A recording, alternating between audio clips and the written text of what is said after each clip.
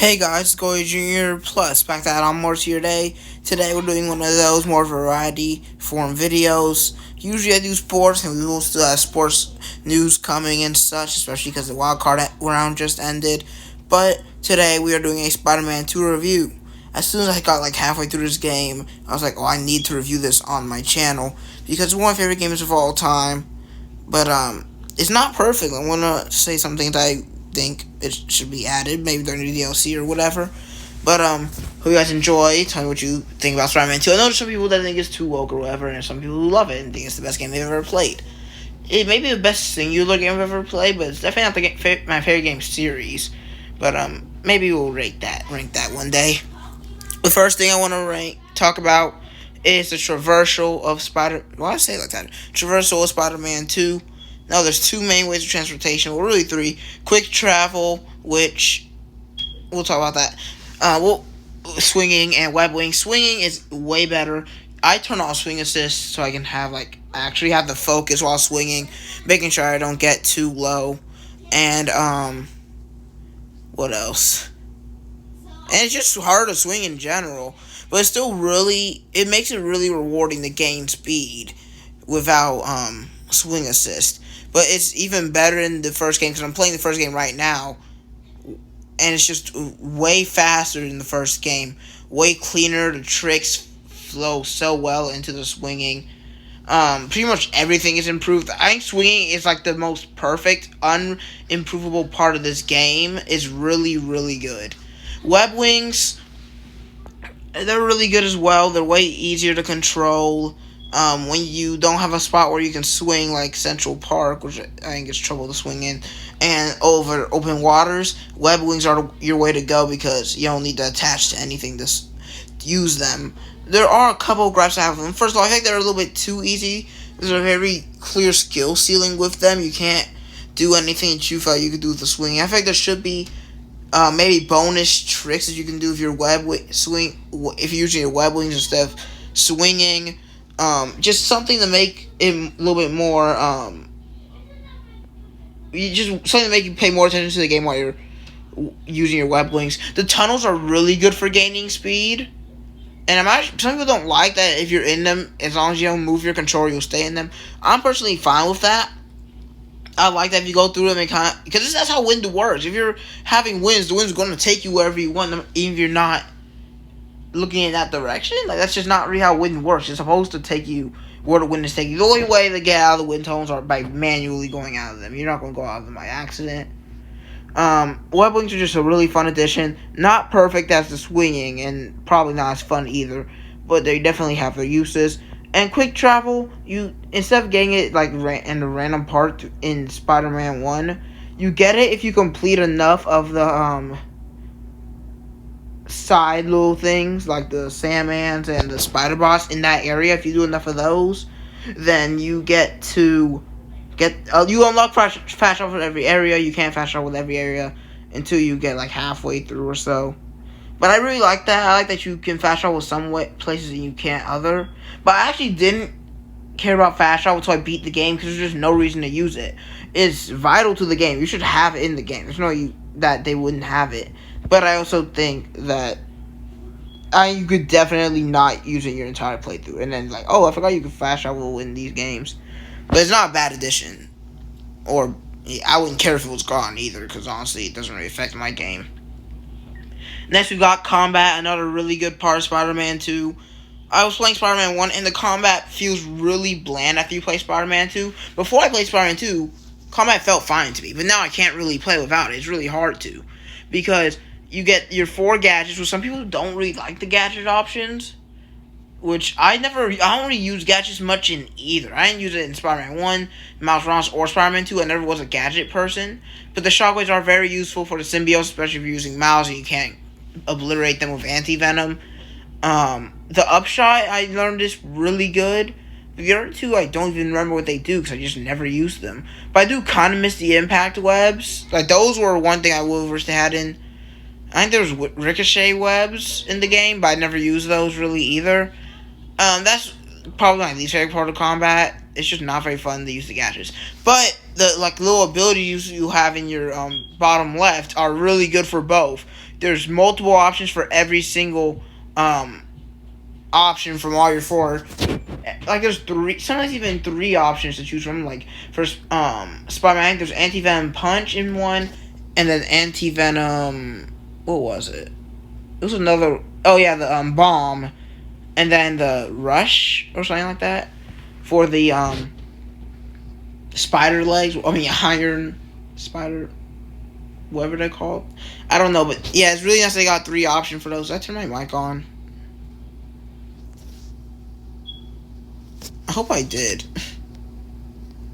Okay, I did, because I really did not want to go through this video on that. But, yeah, that's my favorite part, just hitting people, and then after you use anti-venom, you get all your symbiote swords, you get all your anti-venom abilities back, and then just hitting people with finishers is brutal as usual, which people say it's unrealistic, but it's a video game.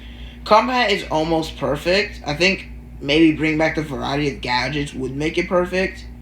And maybe making Miles' ability a little bit better, because, let's be honest, Symbiote Storage is way better than Venom Blast, or whatever it's called. But if I had to rank these two, I give Traversal a literal A+, and I give Combat like an A.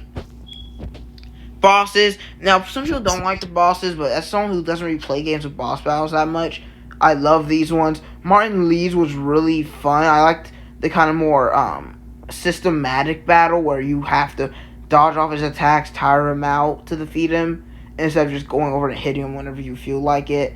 I'm just going over bosses I can think of. Sandman's one of the greatest introductory bosses of all time. Scream is pretty fun, not at the top of my list, but still really good. Venom's one of the greatest final bosses of all time. Fighting with Peter and Miles is both really fun. Honestly, the Miles phases against Venom are way funner than I thought they would be. Oh, one more thing for combat, yeah, playing against Venom was really fun. But I'm not gonna go over that too much. Since you're gonna play for him for 5 minutes, and then his boss battle against Kraven, which is also amazing. That's probably a top 3 boss battle. Like Venom versus being Venom and just crushing Kraven is really fun. Also, since I died in pretty much, I didn't die in every boss, but I died in most of them. I actually didn't lose to Venom. Oh no, I did lose to Venom. Only once. It wasn't a very hard boss. But if you die as Venom against Kraven, his death falling to the ground is just so funny. I don't think they really went in depth of not making him look absolutely goofy while doing that. But if you're looking for difficulty in these bosses, this isn't it. You're not going to die any more than 3 times in any of these bosses. Because the patterns are, after you get used to parrying, which is a big part of this game, it gets really easy to beat these bosses. Venom was nowhere near as hard as a final boss as, even, I don't know. I don't have any good examples. But, for example, Cynthia, which is a completely different game, but even style of game. I don't really play many games like this. But, just common hard boss battles, this does not stack up. Venom is not hard to beat, in my opinion. He takes a lot of damage, but a lot of his attacks are really easy to dodge if you just spam O, and then even his parrying ones you'll get used to.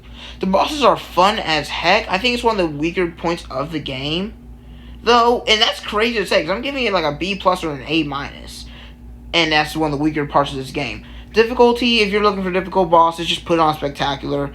I played on Amazing, but I'm playing on Spectacular for Spider-Man 1. The Spider-Man 1 bosses might be better, to be honest. You've got Doc Ock, which is probably way harder than Venom. Martin Lee's boss in that game might be better than this one, but I'm not 100% sure on that one, because playing as Miles against him was really fun. Definitely better than Spider-Man Miles Morales' bosses, though. I'll give it a B+, just because I don't think it's nearly as good as just the combat overall for bosses. Next, we got story. Some people think it's bad. I think it's really good. I think this is my first impression of Harry Osborn, since I never was the only other Spider-Man media I've ever paid attention to is the Spider-Man movies, which Harry Osborn isn't in, the new Spider-Man movies, and I think it was Spider-Man the Sinister Six on Disney XD or something like that. I don't have that, and Spider-Verse, of course. So yeah, this is the only one of those that has Harry as a big part of him, and he is amazing. he comes out, he's one of the best friends of a main character ever. He's funny. He's a reasonable friend for Peter. He's a little bit more energetic, but he's also pretty geeky as well and smart, which makes it like, oh yeah, these two would definitely be friends in real life. It's not just a forced friendship. Norman Osborn is just amazing in this game. He didn't do. He was good in the first game, but he literally wasn't in Miles Morales. And in this game, he was absolutely amazing. MJ was written pretty well in this game. She wasn't really a show stealer, but I don't think she was supposed to be. Story wise, for Peter, they say nerfed him. They did make him weaker. Like, no doubt, Peter was getting beat way more, but I didn't really be like, oh my god, he's getting destroyed. Because it's just how it's going to be. When there's two Spider-Men, it's just going to be times where one has to get saved. And since they're clearly trying to pass the torch on to Miles, Peter has to get saved a couple times for it to make sense. But, Kraven was a menacing boss the entire time. And Peter's transition from just being normal to going insane because of the symbiote was amazing. Maybe a little rough. And it's crazy to say it was rushed because this was a long game. But some people say they want a couple more hours of Venom. I agree, but this game was already very, very long. It's a very long game with great story. I can't think of a single bad character that I just didn't like listening to, which is really good. Wraith and the soon maybe Carnage storyline was really good. Wraith is a little bit of a jerk, but you kind of saw it coming with Yuri in the first game, so don't even lie. The Chameleon hints are really cool, even I never heard of him before this game. Marco's story is really sad, just the entire Sandman thing. The fights were easy, but like just hearing what Sandman was forced to go through makes you feel bad for the entire first boss battle. It makes you wish you could have kept him out of jail, but it just sucks. And it's just a lot of touching moments, a lot of funny moments, especially the theme park. I think it's a little bit dragged out, but I think it's soft if you just decide not to do all the theme. Like, you can do like the mini games and stuff, but all the rides you can just skip those. They're pretty bland. And then when Peter's like, I'm sorry to the people that he wasn't going to be able to save, and then Harry comes off the symbiote. It was predictable, but it was still a great moment. Just so many good story points. I'm only like halfway done talking about how much story was in this game, how much good story, but I'm going to end it here. Just give it an A+ and move on. Next, we've got side missions, and I think we're halfway done, maybe a little bit more than that. So I'm including this with the Neighborhood Spider-Man and all the collectibles, so the Spider Bots, the Hunter Blinds, the Talon drones, that stuff. So I'm going to start with the Friendly Neighborhood Spider-Man app. I have the same big issue with it that I have in the Miles Morales.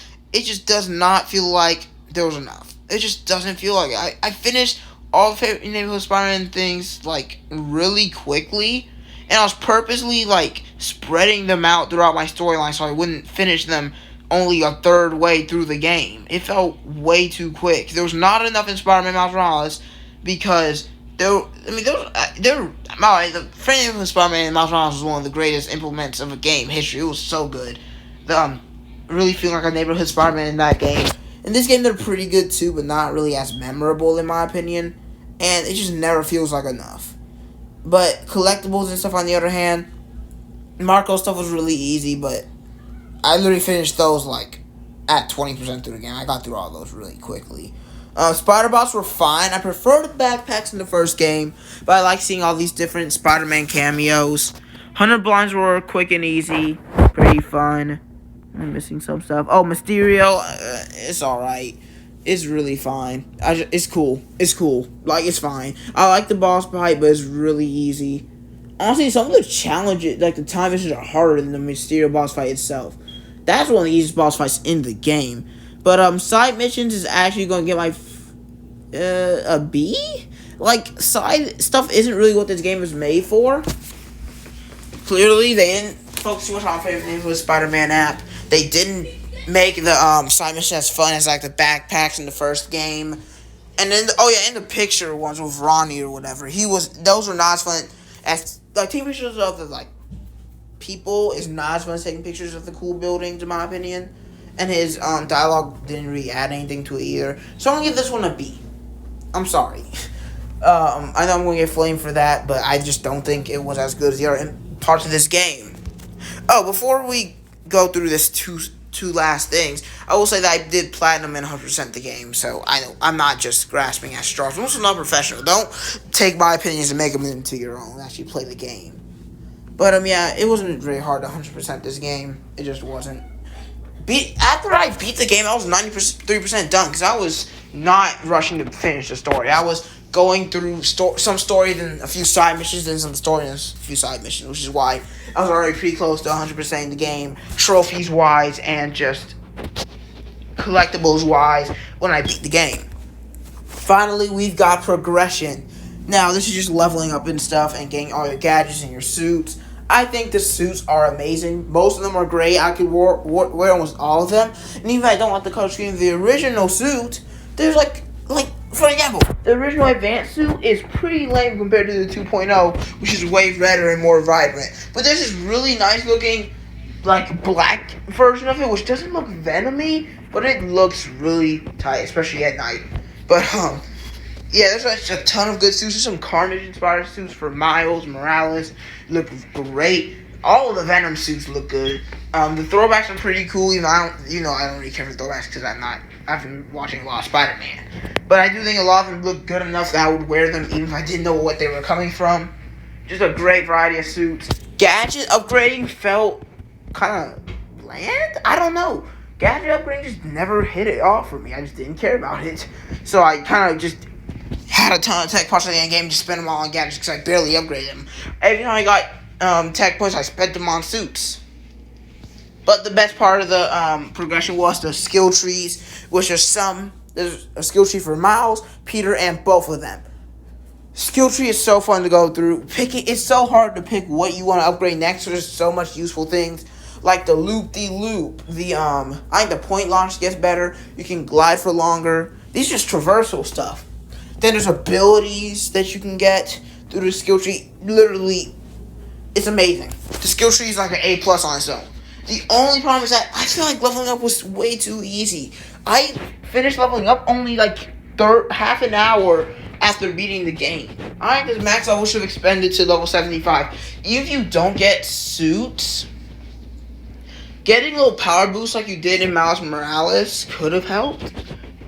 I'm just gonna be honest. Like, I don't know, there's something. Level 60 did not feel... Well, I thought I could have easily gotten the max level, like, after beating Kraven. If I really wanted to, I think I could easily max level up in this game. Which isn't really a bad thing, because getting to the max level shouldn't be a main part of this game. Like, it shouldn't be a main gripe. It definitely does not defeat the greatness of the suit upgrading and the level up in general and the skill tree. So I'm going to give this one an A as well. Final thoughts. Now, it's hard to rank this game because it has two amazing games to stand up to. The original Spider-Man 1, which is really good, and Spider-Man Miles Morales game, which is literally better and it feels longer and had a better villain. It probably would be better than Spider-Man 1. I don't like Spider-Man 1, to be honest. I've been playing it. It might just because I played Spider-Man 2 before playing Spider-Man 1, but it feels really slow. The combat kind of sucks, and traversal feels really slow. So it actually makes me want to fast travel to destinations at some point. But also I didn't mention one thing, is that the map is gigantic.